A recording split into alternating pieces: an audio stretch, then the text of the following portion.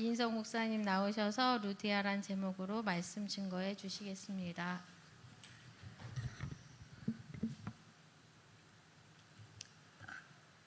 모든 것이 익숙해서 이렇게 하면 될 줄 알았는데 뭐가 좀 달라졌네요. 많이 달라졌는데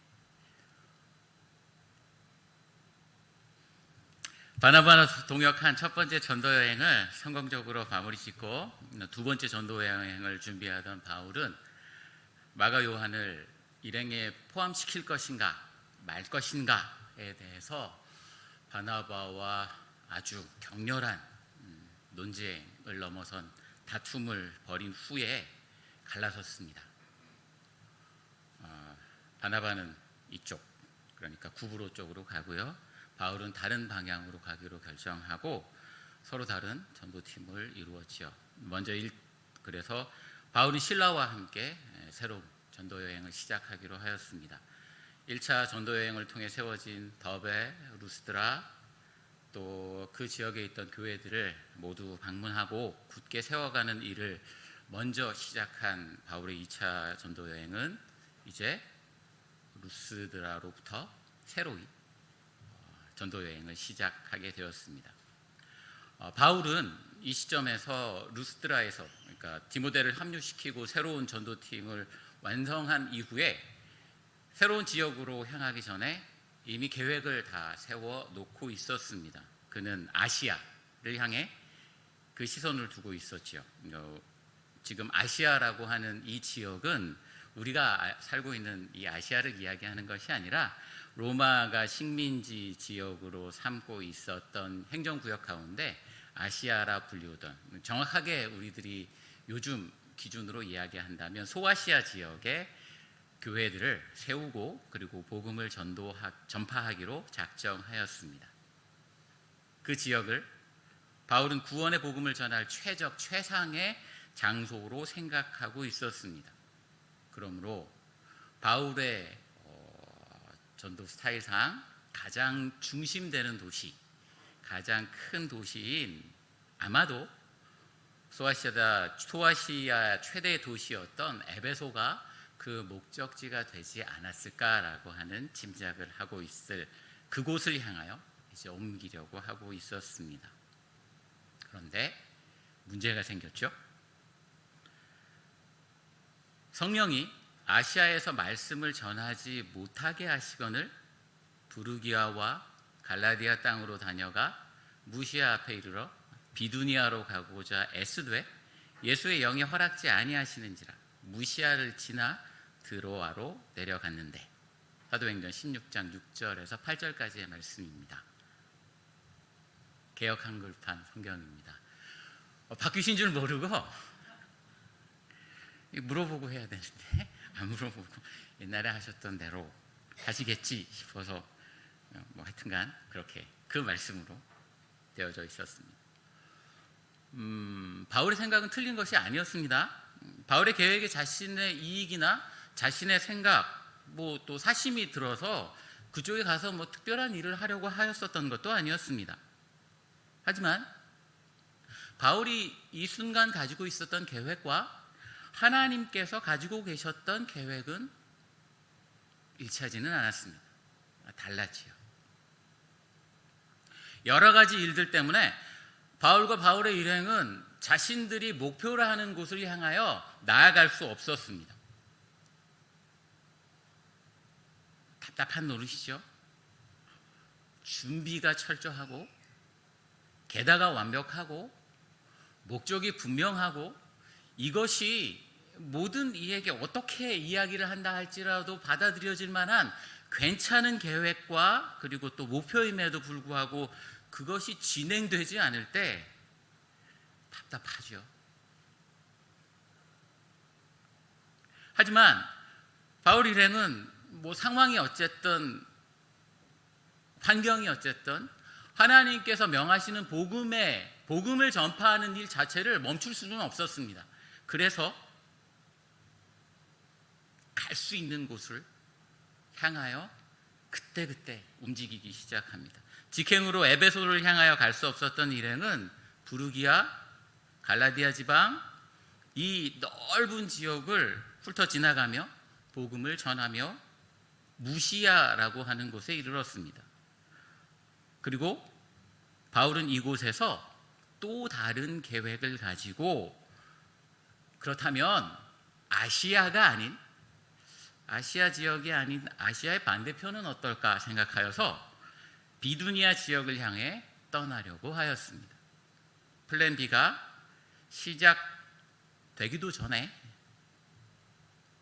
바울이 세운 계획은 또 멈추어질 수밖에 없었습니다. 예수의 영, 즉 성령께서 비두니아를 향한 일행의 발걸음을 또 단호하게 막아 세우셨기 때문입니다. 때로 하나님께서 아무것도 알려주시지 않고 막기만 하실 때가 있는 것 같아요.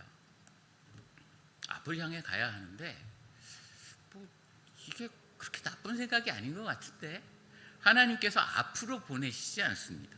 앞을 막고 그럼 오른쪽? 오른쪽도 막고 그럼 왼쪽이요? 왼쪽도 막고 뒤로 갈까요? 뒤도 막고 어떡하란 말씀입니까? 라고 말하고 싶을 때가 가끔씩 있습니다. 가끔씩 있으면 다행이고 자주 있으면 문제고 근데 가끔씩 있으면 좋겠습니다. 하나님은 이 길을 막고 저 길을 막으십니다.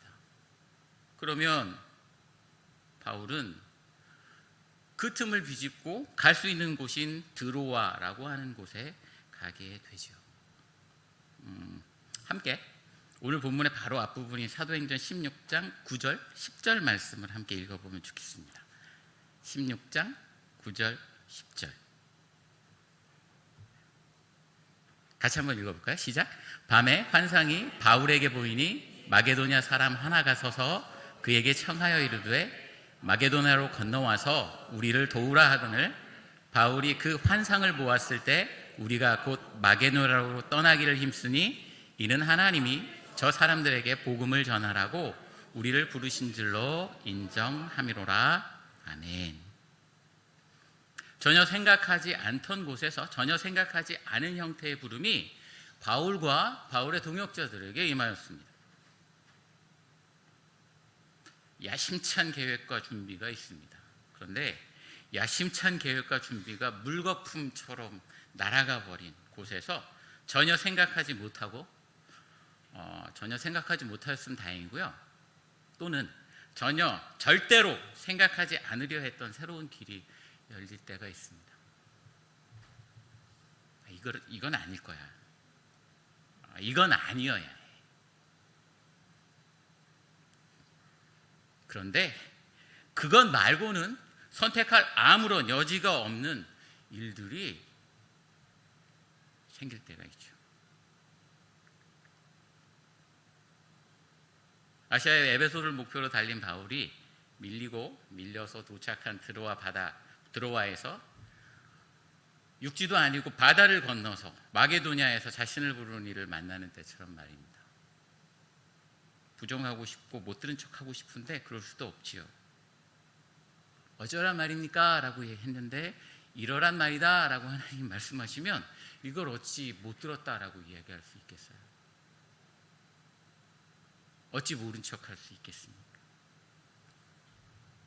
사랑하는 성도 여러분, 하나님의 사람들은 이런 때에 자신이 누군지를 그리고 자신이 어느 쪽에 속하는지를 분명히 알게 됩니다. 그리고 자신이 어느 쪽에 속하였고 누구에게 순종하며 사는 사람인지를 자신뿐만 아니라 다른 이들에게 보이게 되지요. 어떻게 보이게 되냐면 이 모든 일들이 하나님의 주관 가운데 있음을 인정함으로 그렇게 하나님 앞에서 자신을 발견하게 되죠. 무엇인가를 인정하고 수용하는 일은 쉽지 않습니다. 절대로 쉽지 않습니다. 누군가 저에게 야, 이 나쁜 녀석아 라고 얘기하면 그걸 인정하는 일이 얼마나 힘든지 몰라요. 내가 왜 나쁜 녀석이야? 내가 얼마나 괜찮은 사람인데? 그런데 더구나 그 인정함이 겉으로 보기엔 옳고 여러모로 판단하기에 괜찮은 부분이 있다면 더더욱 그렇지요. 각자의 혼신의 계획, 완전한 준비를 무색하게 하는 그러한 식의 평가와 그러한 식의 도전은 받아들이기가 훨씬 더 어렵습니다. 이 말씀을 준비하다가 이 상황에 대해 생각하다가 갑자기 기드온의 이야기가 생각이 났어요. 기드온이 미디안과 맞서 싸우라고 하나님 부르시죠. 그리고 북적북적 앞에 있었던 일들을 생략하고 그래서 이 미디안 군대와 싸우기 위해서 사람들을 불러 모으기 시작합니다. 겨우겨우 불러 모은 사람이 32,000, 군대가 32,000이 되어지죠. 그런데 하나님은 그 32,000을 모아놓고 기드온이 아무 생각 없이 우와 32,000이다 이러고 있었을 리는 없어요. 32,000을 가지고 그럼 도대체 이건 정면으로 싸울 수는 없고 이만큼은 이쪽으로 보내놓고 요만큼은 저쪽으로 나머지는 유인시켜가지고 어떻게 한번 포위 공격을 해볼까? 감정을 만들어 볼까? 별의별 생각을 가지며 나름대로 세워놓았을 전략과 전술이 분명히 있었을 줄로 압니다. 그런데 하나님께서는 그 32,000을 겨우겨우 모아놓은 기드온을 향해 이렇게 말씀하십니다. 야, 너무 많다. 저 같으면 미디안 군사가 너무 많다는 말씀이죠? 이렇게 물어봤을 거예요. 미디안이 많은데 우리가 너무 적으니까 비교하니까 그렇게 말씀하시는 거죠? 아니, 니들이 너무 많다.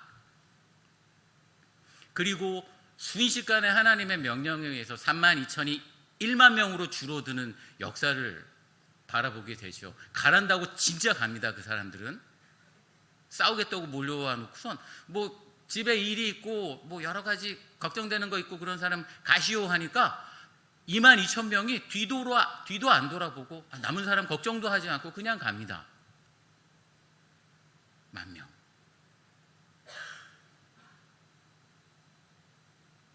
야, 많다. 또 잘못 들은 걸로 생각될 거예요. 저라면 그때는 분명히 말씀드릴 겁니다. 하나님은 산수에는 약하신 모양입니다.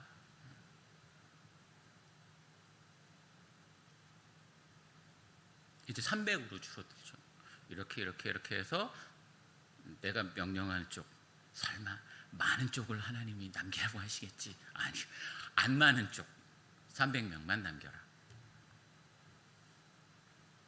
이젠 계획이고 뭐고 아무런 필요가 없습니다. 300명을 누구의 코에 붙이겠습니까? 도대체.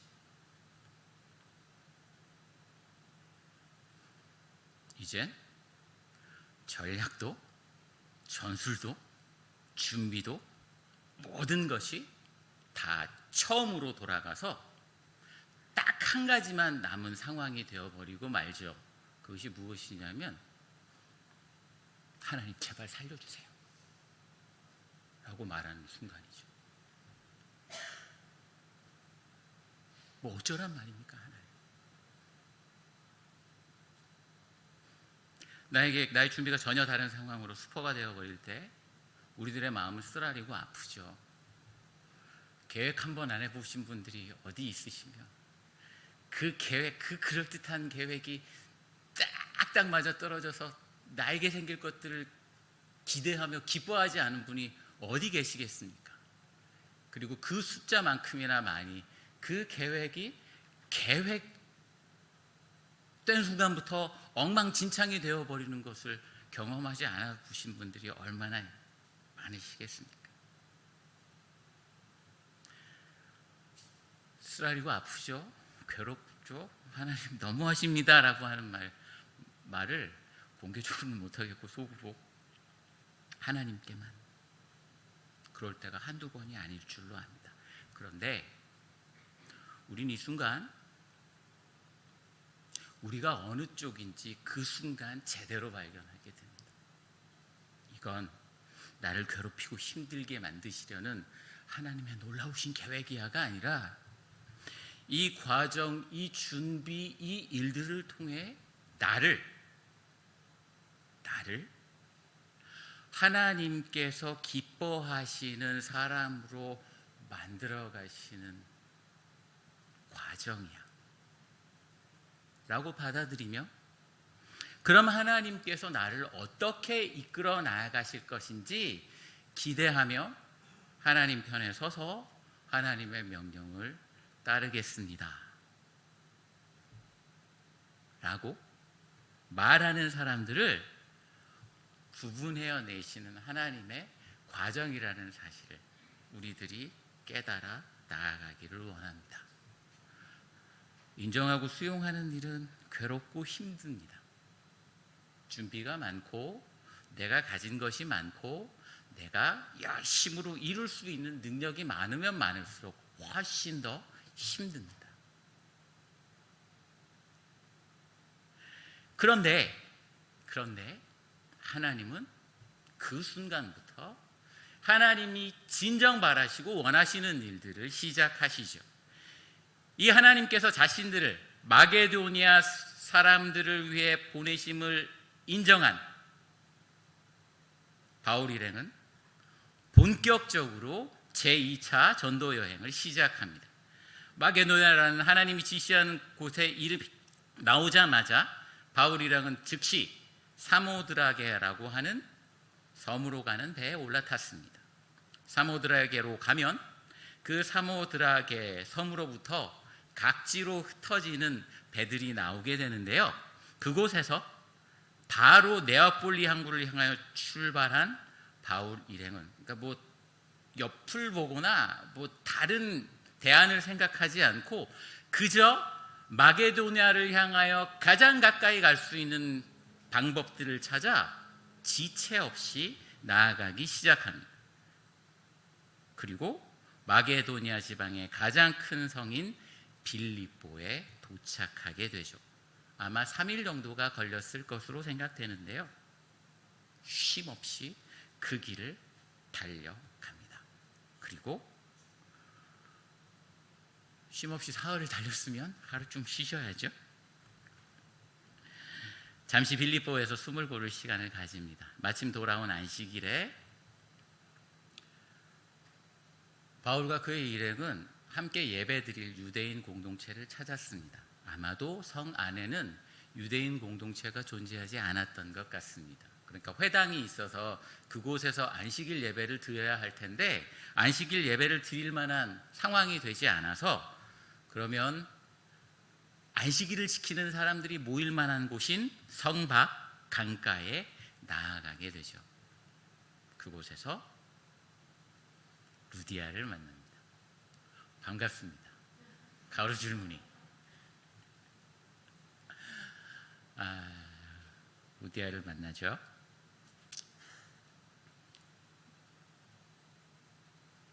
(2012년 11월) 둘째 주였었던 것 같아요. 와서 그때도 루디아셨는지 잘 모르겠는데 루디아 이렇게 서서 이렇게 보니 저 양반은 누구 엄마, 시집가 누구 엄마, 누구 엄마.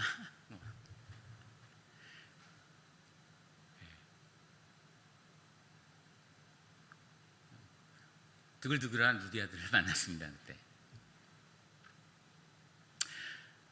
루디아에 대해서 이렇게 기록하고 있습니다. 두아디라 성의 자주장사, 하나님을 공경하는 루디아.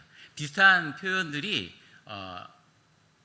누가가 사용하는 비슷한 표현들이 있습니다. 경건함, 하나님을 경외함이라는 이런 표현들은 주로 어떤 사람들을 누가가 대상으로 해서 쓰냐 하면 하나님을 알고 유대교에 대해서 알고는 있는 이방인들이 주로 이런 식의 소개를 받게 됩니다. 경건한 사람이다, 하나님을 아는 사람이다, 하나님을 경외하는 사람이다.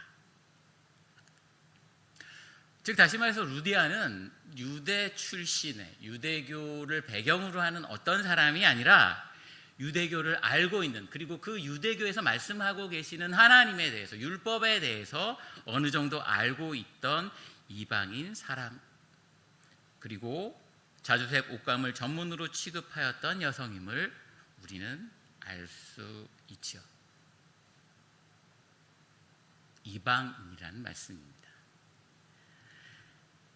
사실 바울은 그의 전도 여행 대부분을 그의 동족, 다시 말해 유대인, 유대교 신자들을 우선으로 시작하고 진행하였습니다. 비록 그가 이방인의 사도로 부름받긴 하였지만 아무런 하나님에 대한 지식이나 율법에 대한 지식 없이 예수 그리스도의 복음이 그 사람들에게 직접 들어가서 설명되기가 쉽지 않기에 바울도 역시 유대인들을 중심으로 그 유대인들의 주변에 있는 이방인들에게 복음을 전파하기 위해서 먼저 유대인들을 찾았습니다. 그래서 바울은 아시아에 흩어진 유대인들을 중심으로 복음 전도를 할 계획을 세우고 실행하려 하였을지도 모르겠습니다. 그래서 2차 전도 여행의 전반부, 그러니까 아시아 지역의 중심지인 잊어버렸다. 에베소를 가장 주된 목표로 삼았을지도 모르겠습니다. 왜냐하면 에베소에는 상당히 많은 유대인 공동체들이 존재하였고 그 공동체를 중심으로 회당들이 여러 존재하고 있었기 때문입니다. 그러니까 이곳으로부터 시작해서 오히려 반대로 아시아의 그쪽, 그 다음에 바다를 건너서 마게도냐, 건너서 비두니아, 이렇게 나름대로 계산을 하며 그렇게 아시아에서 말씀을 전하려 애썼을지도 모릅니다. 그러나 하나님께서는 다른 생각을 가지고 계셨습니다. 당시 알려진 세계 곳곳에는 유대인들과 이방인들 외에도, 그러니까 사람들을 그냥 단순히 유대인 그리고 유대인이 아닌 다른 사람으로 이렇게 이분법으로 나눌 수 있는 것 외에도 유대교를 알며 유대교에서 행하는 의식에는 참여할 수는 없지만 하나님을 경외하며 유대교의 가르침을 따르려 힘쓰던 경건한 이방인들 역시 존재하고 있었음을 어쩌면 바울은 간과하였는지도 모르고 그 바울의 간과함이 하나님께서 이끄시는 곳으로 이끌려 나아가며 깨어지게 되었는지도 모르겠습니다. 경건한 이방인 백부장 고넬, 하나님을 공경하는 루디아와 같은 이들이 곳곳에서 하나님의 복음, 구원, 예수 그리스도를 전할 이들을 이 당시에도 기다리고 있었다는 말이죠. 심지어는 사도행전 17장을 보면 아덴 사람들은 아직 알려지지 않은 신을 기다리고 있기도 하였습니다. 그 신이 누군지도 모르고 그 신이 뭘 가르쳐 줄지는 모르지만 그 신이 우리가 알게 될 것이 있을지도 몰라라고 생각하며 단 위에 아무것도 놓지 않고 그냥 이름만 적어놓고 그 단을 바라보며 기다리고 있는 사람들도 존재하였던 것이죠. 하나님은 택하신 이들을 위해 택하신 이들을 보내십니다. 루디아가 거기 있으므로 하나님은 바울과 그의 일행을 저 멀리 에베소로부터 출발하여 삥 돌아 가장 마지막에 도착하는 그 빌립보에 순서대로 보내시는 것이 아니라, 아니, 나는 지금 바울과 너의 동료들을 바로 그 사람을 만남으로 시작하기 원한다 말씀하시며 그를 그곳으로 보내시죠. 안식일에 강변에 나가 있던 루디아를 만나게 하십니다. 사실 어떤 만남이라고 하는 것, 우연처럼 보이는 어떤 그 우연의 만남들은 우연이 아닙니다. 갑자기 노래를 부르고 싶어지는데 그럼 안 될 것 같고, 그 만남은 우연이 아닙니다. 그 한 만남을 위하여 하나님은 수십, 수백, 어쩌면 역사 전체를 흔드는 어떤 사건들을 안배하시고 그 안배의 결과로 시간이 흐르며 도저히 만날 수 없는 사람들을 만나게 하시고 만나서 무엇인가를 할 수밖에 없는 사람들을 오랜 동안 만나지 못하게 하시기도 합니다. 바울의 말, 바울의 가르침, 예수 그리스도의 복음은 그 안식일에 그 강가에 모여있던 그 여인들 중에 단 한 명, 루디아의 마음에 닿았습니다. 그것으로 충분합니다. 왜 나에게는 10명이 없는가? 하나님께서 주시는 것은 왜 내가 생각하기에 항상 에게 요것밖에 안 되는가? 왜냐하면 충분하기 때문에 그렇습니다. 인정하기 어렵고 가슴 쓰리긴 하지만 그로 충분합니다. 하나님 저 부스러기밖에 없어요 라고 하나님 앞에 내가 그렇게 부끄럽게 내어놓을지 모르는 그 모습을 하나님은 야 정말 부끄럽구나, 야 받는 내가 부끄럽다라고 말씀하시지 않고 이거다라고 말씀하신다는 거죠.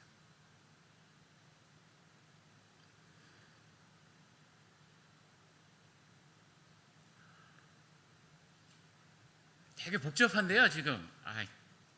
복잡한데 막 머릿속에서는 막 별별 생각과 이야기들이 막 떠오르고 제가 마음을 먹었거든요. 여기다 써놓은 거 외에는 아무것도 얘기 안 하죠.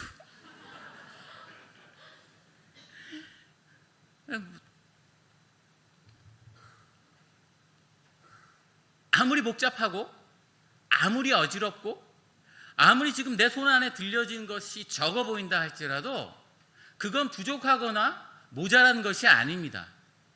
하나님 앞에 내어놓기에 창피한 것도 아닙니다. 우리가 이 자리를 지키고 있으며 이곳에서 하나님께서 맡기시는 일들을 충실하게 감당하고 있는 것만으로도 하나님은 하나님께서 보내신 사람들이 그 자리에서 그렇게 함께함을 기뻐하심을 기억하십시오. 내가 이걸 못했어. 더 잘하셨으면 좋았을 것을. 그러나 그것으로 충분합니다.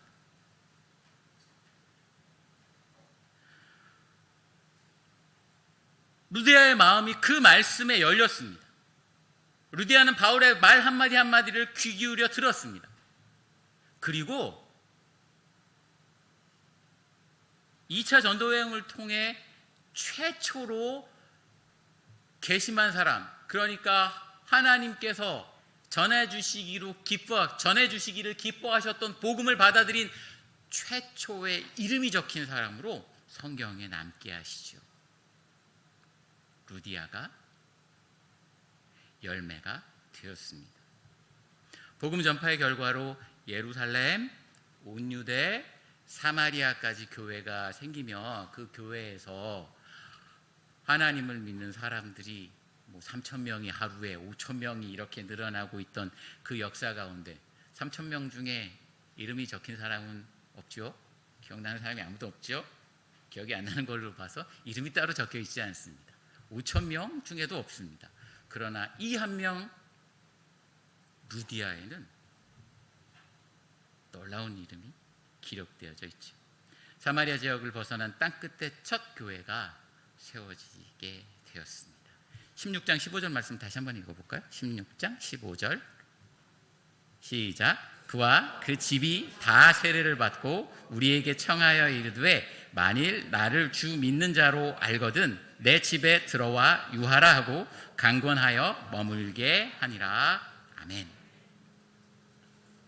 이 자리에 함께 모여 계시는 루디아와 줄무늬 옷 루디아와 그리고 줄무늬 옷이 아닌 루디아가 아닌 모든 성도 여러분,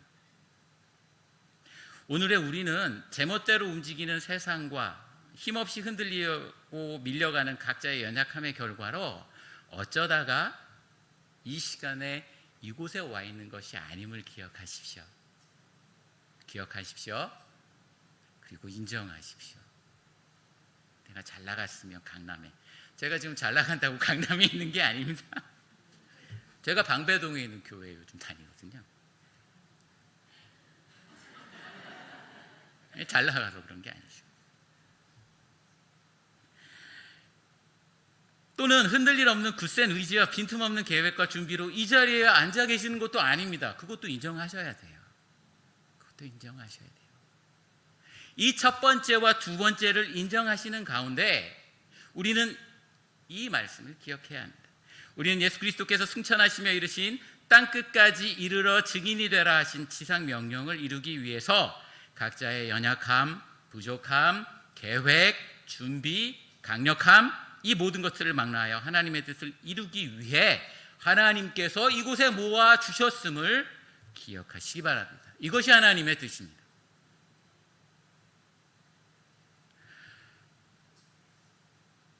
우리가 와서 선 것이 아니라 하나님께서 데려다 세워주셨습니다. 예수님께서 다시 오실 날을 기다리며 그 등잔의 기름을 채우고 있는 중입니다. 많은 경우에 예수님이 오실 등을 준비해야 한다고 등을 준비하죠. 멋진 등을 준비합니다. 무슨 토기로 만들고 이런 거 시시해서 안 돼. 나는 멋진 재료로 만든 등을 준비할 거야. 청자,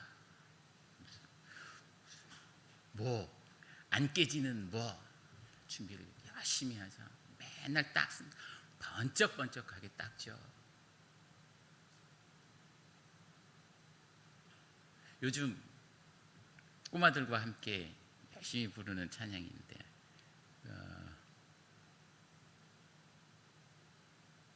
처음 어떻게 시작하지?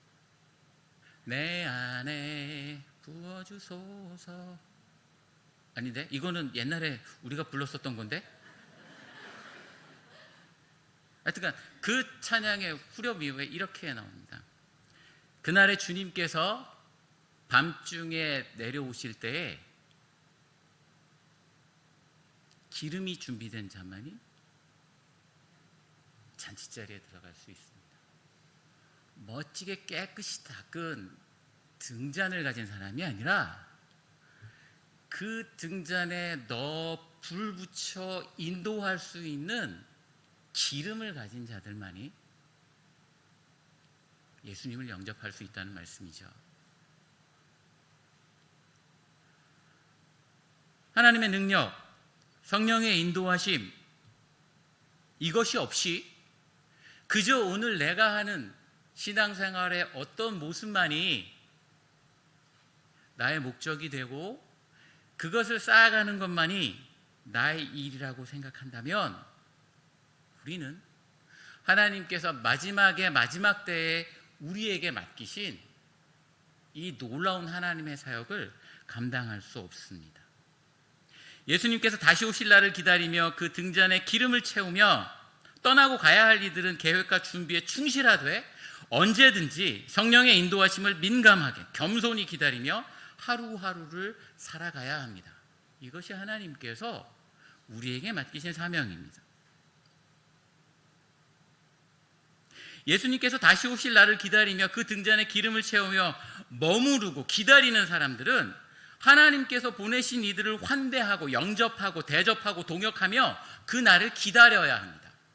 이 사역들은 그것이 가는 입장이 되든 아니면 누군가를 받아들이는 입장이 되든 동일하게 주어지는 역할입니다. 루디아는 그곳에서 기다리며 환대하였습니다. 제가 이런 표현 정말 많이 들어요. 만일 나를 주 믿는 자로 알거든. 이런 협박을 한두 번 당하는 것이 아니죠. 정말이에요. 목사님 나를 권사님이라고 부르려면 이거 받아. 뭐 이런 거. 이거 안 하면 나를 인정하지 않는 걸로 알겠어. 이런 협박들을 엄청나게 받죠. 얼마나 감사한 협박인지.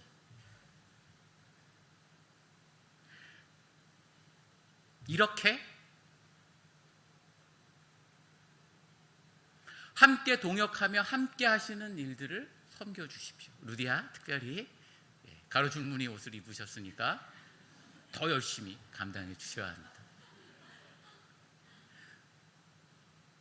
함께 하시는 분들과 함께 하십시오. 기뻐하시고 즐거워하십시오. 그들과 함께 나아가는 것을 가장 중요한 사역으로 삼으십시오. 그것이 없었으면 강남에서 잘 나가고 있는 이 목사 같은 사람은 없죠.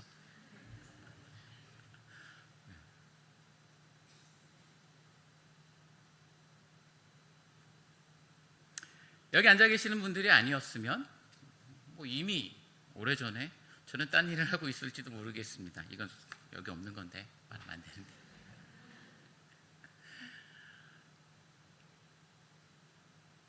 새롭고 반갑고 감사합니다. 현서야, 너 왔다 갔다 하는 거 보다가 나가 울 뻔했다.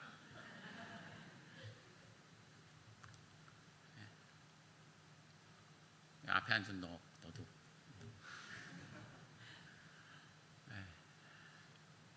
자라주는 것이 가장 중요하고도 대단한 각자의 사역입니다. 머물며 버텨주는 것이 정말로 중요하고 아주 핵심적인 하나님의 사역입니다. 그것을 감당하는 자들을 통하여 하나님은 그 아이들을 밖으로 보내시고 그 아이들을 통하여 누군가가 복음을 전하며 살아갈 수 있게 합니다. 끌어들여서 강권하여 머물게 하며 그가 그 일을 감당하도록 함께 해줌으로 하나님의 사역이 아름답게 이루어 나아갑니다. 사도 바울이 고린도 교회 성도들에게 당부한 바와 같이 각자의 자리에서 견고하며 흔들리지 말고 항상 주의 일에 더욱 힘쓰는 이들이 되시기 바랍니다. 루디아는 아니지만 루디아와 같은 일들을 감당하며 하나님의 거룩한 사역을 이루실 우리 신성교회 모든 성도들의 수고가 하나님의 은혜 안에서 헛되지 아니할 것을 믿습니다. 기도하시겠습니다. 하나님 아버지, 참 감사합니다. 하나님의 거룩하신 능력이 보잘것없는 또는 조금의 능력을 가진 사람들이 이 자리에 모여 교회를 이루어 나아가며 하나님의 일들을 감당케 하셨습니다. 긴 시간 동안 하나님께서 함께 하셨고 긴 시간 동안 하나님께서 맡기신 일들을 나름 감당하며 이 자리까지 달려왔습니다. 이제 하나님께서 맡기시며 또한 기뻐하시는 일들을 이곳에 모인 모든 성도들이 기쁜 마음으로 감사하고 새로운 마음으로 다시 시작하게 하여 주시옵소서. 때로는 떠나 하나님의 거룩한 일들을 감당하며 또 어떤 이들은 머무르며 하나님께서 보내시는 사람들을 섬기며 함께함으로 하나님의 거룩한 일들을 이루어 나아가게 하여 주시옵소서. 각자의 처지에서 가장 아름답고 또 좋은 것으로 하나님을 기억함으로 동역하고 함께하게 하여 주시옵소서.